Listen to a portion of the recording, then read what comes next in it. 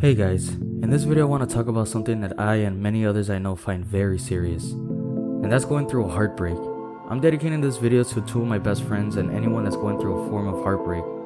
Now, before I go on with this narration, I would like to state that this isn't an expert's lesson or advice of any kind. It's just what I've done that has helped me get through a very long heartbreak. I would also like to say that just like many others, I'm still learning as I go. So with that said, I went through 2 heartbreaks in the last 2 years. And I'm only mentioning that because I just, I want to let people know that we're all human. We're all going through some stuff, and other people keep it private, and other people, they keep it to themselves, and I honestly keep it to myself. But anyways, on with the video.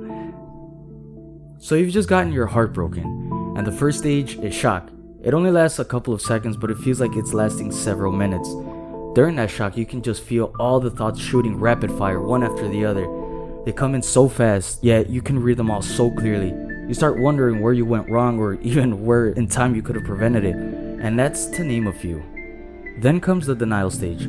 You're refusing to accept what's really going on for just a few seconds before the biggest boulder you've ever seen, known as acceptance, falls at you and makes your whole world crumble and turn into rubble and debris. A huge wave of depression then hits you. You have this chest pain, but also this empty feeling all over your body. Somehow you feel like you're hollowed out. Then in a weird way, you feel like there's something squirming inside your chest and stomach.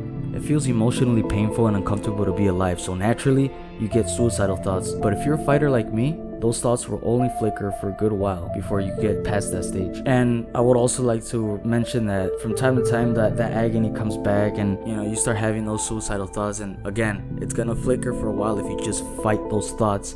You have to keep fighting. The steps I'm about to share are not just what I did, it's also what my best friends did to cope with their depression. One of the worst things about depression after a heartbreak is the mood swings. Oh man, the mood swings. The mood swings will hit hard at the beginning. It sucks, because one minute you feel like you're getting used to the thought of what's really going on, then the next, a wave of sadness and agony hit you. The tears become too heavy for them to stay in the rim of your eyelids. You start feeling your whole body feel weak, drained, and maybe even sick, and so you feel like nothing can make you feel good, but crying comes close. I know this is hard, but fight it. Keep fighting those thoughts. Easier said than done, right? The way I fought back my negative thoughts was thinking of all the people I must be strong for. It's not just for myself, I know my parents wouldn't like to see their son hit rock bottom after letting his demons win the battle he was fighting so hard for. I know my friends would feel the same pain I felt if I ever succumbed to my suicidal thoughts. I wouldn't want to be the reason why my friends and family are feeling an unbearable pain in their chest. I think of them to keep pushing forward. What'll help alongside that is getting into productive hobbies. I always draw and add so much color to help me feel something good. Even if it's for a few minutes, I'll take it. If you like poetry or rapping, then obviously come up with something that makes you feel good. Just keep looking for ways to keep your mind busy as depression passes. That's how you keep fighting. It's not easy at the beginning, not one bit, but it's not impossible to survive it. Keep in mind that out of all the babies that could have been born, you're the one that beat millions of them. Doesn't matter if you were or weren't supposed to be born, the point is, you were born a champ. And you have the ability to remain a champ. Don't think that champions like yourself are always at the top of their game. They failed a couple times before getting back on their feet. There's no shame in that. In fact, it'll make for a good story if you ever decide to tell it. Point is, keep going. Even if you don't know where you'll end up, it'll be better than the place you're in now. All you need is heart. Everyone has heart. Every single being on this planet has heart, but only a few know how to use it. And that's what makes a person stand out. Now, with all that said, take time to analyze yourself, to analyze your loved one. It can be anyone, your friend, the one you're truly in love with, or even a family member you really care about. Make sure you know your flaws. Fix anything you think may cause trouble in the future. Like anger problems or, alcoholism. And if you have quirks, it's fine. Don't stress too much about it, but just make sure you're fine with who you are. Love does come from within after all. This will take time, and that's okay. The reason why people like you and me fail at love most times is because we tend to rush things. Sometimes it's painful to take things slow. Other times, you can really enjoy the process of it. The point is, take things slow and think things through. Rushing love can have very horrible consequences, and I mean horrible. If you're thinking of letting someone go, think it through. If you regret letting that person go because you honestly see no benefit and want to attempt to get that person back, think it through. I cannot stress this enough. think it through. Look at it in every angle, not just your perspective, but other people's. If you have to, anything, just if you really want to help yourself, just think it through. The next thing I'm about to say is honestly easier said than done.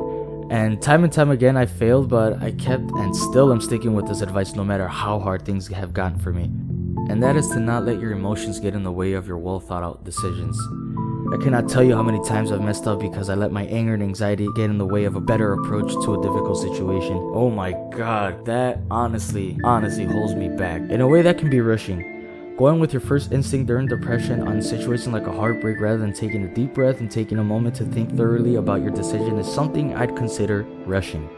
Again, I know it's easier said than done, but hey, if a hothead can do it, so can you. It just takes a lot of self-discipline. Now, I know some people just don't have that self-discipline to do that, and that's okay. And yeah, I've met people that they accept it. No, I'm not worth anything, I don't have self-discipline. Look, talk to people, learn their stories, get inspired, just push to better yourself. If you feel like giving up because what you're doing is not working, change it up. Eventually you'll get better.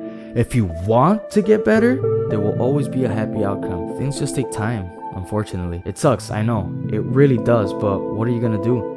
Better to adapt to it than to fight against it. It'll get better eventually, nothing lasts forever, not even rough patches.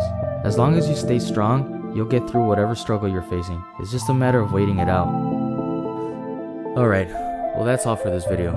If you're going through a rough patch as you're watching this video, I hope I at least gave you some type of hope. Thank you for watching.